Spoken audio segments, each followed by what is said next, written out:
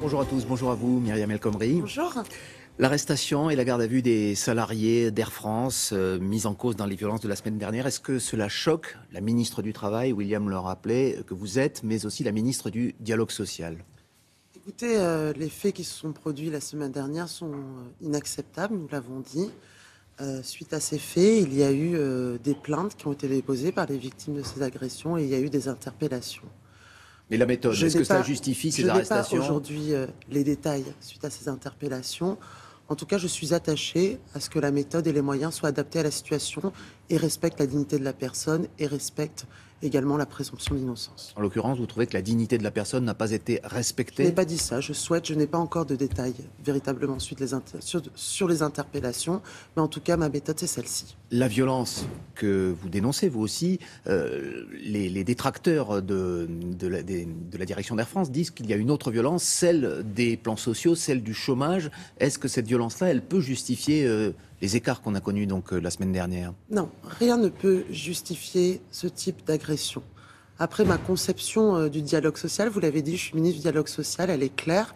C'est-à-dire que quand une entreprise subit des difficultés, il faut que la direction mette sa stratégie sur la table, pose tous les arguments sur la table et à partir de là, soit à l'écoute des propositions. Aujourd'hui, moi, je me félicite que le dialogue social reprend chez Air France. Il y a un message que vous lancez justement à la direction d'Air France? Oui, je pense qu'il faut que tout soit sur la table aujourd'hui, qu'il y a un besoin de visibilité, de lisibilité financière. Cette méthode, aujourd'hui, le dialogue social repart à Air France depuis vendredi dernier. Il y a une rencontre avec les organisations syndicales. Cela se fait dans un climat apaisé. Et donc, moi, je tiens bien sûr à cette compagnie et à tout le travail que nous prenons. Moi, voilà, en tant que ministre, je sera peut-être moins apaisé par ces arrestations tout de même. Je prends souvent les vols Air France. Je suis attachée aux salariés, je suis attachée à cette compagnie. C'est une belle compagnie et il faut que les salariés puissent avoir. On ne peut pas leur demander des efforts s'ils n'ont pas tous les éléments justement de la stratégie. Aujourd'hui, le dialogue est reparti et j'espère que ceci va aboutir rapidement. Parce que tous les éléments de la stratégie d'Air France, ils ne les ont pas encore. C'est ce que vous dites ce matin. Je pense qu'il y a un besoin de transparence, de comprendre, d'être à l'écoute des propositions. Et moi, j'entends cette demande des organisations syndicales. Et le dialogue repart, c'est une bonne chose aujourd'hui.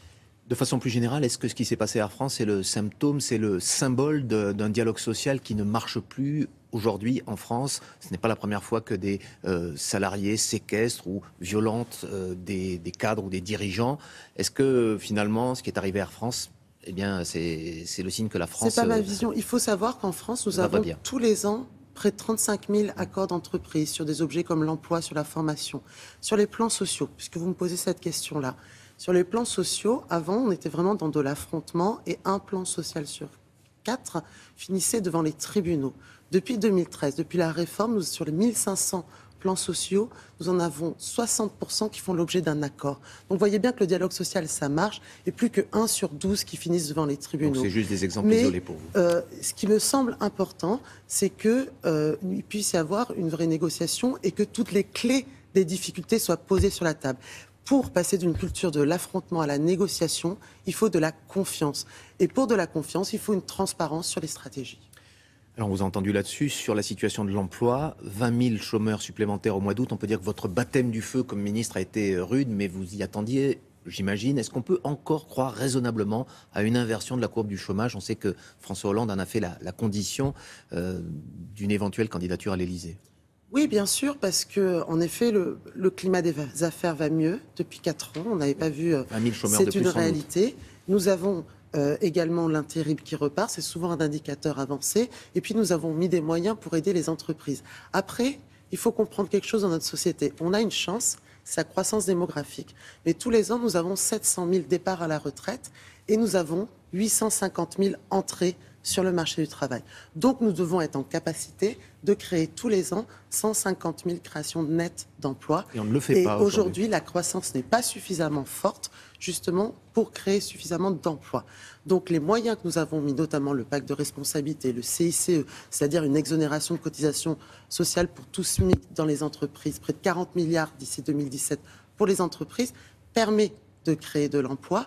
Sauf qu'aujourd'hui, nous mettons en œuvre notamment des formations prioritaires en direction des emplois non pourvus pour essayer justement d'améliorer la situation. Donc vous demandez finalement encore un peu de patience pour avoir des résultats. Vous avez entamé, vous l'évoquiez à l'instant, une sorte de tour de France pour pourvoir, puisqu'il y a 300 000 emplois selon vous en France qui ne sont pas pourvus.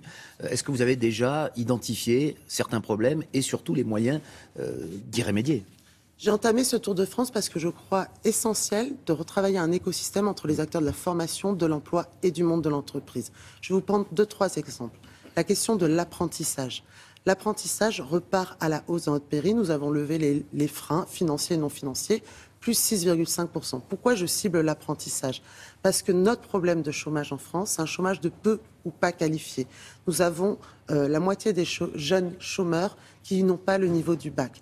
Donc il est essentiel pour nous, parce que l'apprentissage, c'est 70% en emploi. Vous avez dit vous-même que les emplois sont souvent dans le secteur de l'hôtellerie, de la restauration. Ce n'est pas forcément une affaire de diplôme. Pourquoi ça ne marche pas ? Pourquoi il y a à la fois un chômage de masse et des emplois non pourvus ? Parce que nous devons absolument travailler avec les jeunes qui sortent du système scolaire, et c'est pour ça que nous avons mis en place la garantie jeune, qui est un bon dispositif. 23 000 jeunes en bénéficient aujourd'hui en France, pour justement essayer de fixer avec eux quelle est la formation qu'ils souhaitent faire, mais en faisant avec des allers-retours avec le monde de l'entreprise. C'est à cette condition-là que nous arriverons à améliorer. Sur le chômage des jeunes, nous avons des meilleurs résultats. Finalement, la question qui se pose, c'est est-ce qu'un ministre du Travail peut faire baisser le chômage ? Il est évident que c'est tous les membres du gouvernement qui luttent contre le chômage et que c'est le ministre de l'économie qui crée les conditions, puisque c'est les entreprises qui créent de l'emploi. Alors le ministre de l'économie, Emmanuel Macron, il a raison de soulever ces débats sur les 35 heures, par exemple. Non, nous avons été clairs, la durée du légal du travail est 35 heures et nous n'y reviendrons pas. Pour ma part, ce qui me semble essentiel, moi je suis dans la conception et dans l'application des politiques de l'emploi. Il est évident que ce que nous mettons en œuvre en direction des chômeurs longue durée, notamment sur les formations prioritaires, les former. Vous savez, en France, 48% des Français souhaitent changer d'emploi, mais 94% d'entre eux trouvent que la reconversion professionnelle est trop difficile aujourd'hui. Voilà concrètement à quoi je m'attaque sur le terrain. Et donc, comment faire que des formations prioritaires aillent sur les emplois non pourvus? C'est tout le travail que je mène, notamment pour rendre le service public de l'emploi plus efficace. Une dernière question, vous me répondez en un mot. On vous avait demandé d'être prudente, finalement, lorsque vous êtes ministre du Travail. Il ne faut pas trop s'engager sur les débats, par exemple, sur les 35 heures. Est-ce que ça fait partie du contrat ? Non, moi, vous savez, j'ai 37 ans, mais j'ai des convictions. Je suis une femme de conviction. Je suis attachée à la durée légale du travail, à la durée légale de 35 heures. Vous savez ce que c'est la durée légale ? C'est le seuil de relèvement des heures supplémentaires. Donc ceux qui nous proposent de passer à 39 heures, en fait, compte, c'est pour diminuer le pouvoir d'achat des salariés. Aujourd'hui, en moyenne, les Français travaillent 39 heures par semaine. Eh bien, c'est clair, on vous a entendu. Merci beaucoup, Myriam El Khomri. C'est à vous, William. Bonne journée. Merci beaucoup. À demain. Dans quelques instants, avec l'historien de Télématin.